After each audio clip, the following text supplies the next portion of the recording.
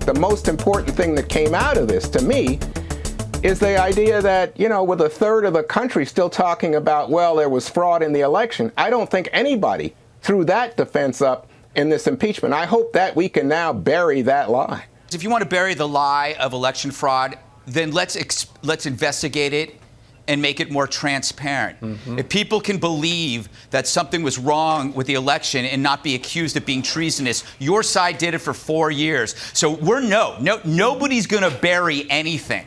If people are concerned that there's a problem with the election system, the same way that you feel about the justice system, it was okay for your side, right, the Democrats, the left, to riot for months over the justice system.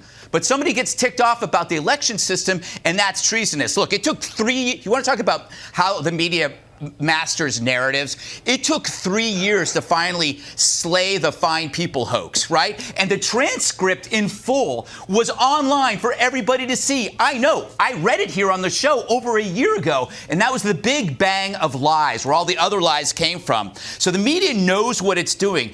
The difference between the right and the left in terms of media, the left knows that the villains they designate are designated by group. So, the Five doesn't sit around and make fun of Biden voters, right? But the left makes fun of Trump voters. They make fun of law enforcement, an entire swath of people in this world that are doing their jobs. However, we make fun of de Blasio. We make fun of Cuomo. We make fun of left-wing Democrats, but we don't make fun of Biden voters. Lastly, the other trick is withholding news until it can't be used against them or for their point of view. The New York Times just admitted that they were wrong about Officer Sicknick's death.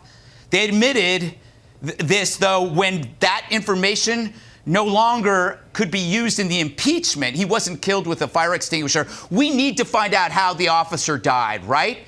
Are journalists still interested in that story, or does the story no longer interest them?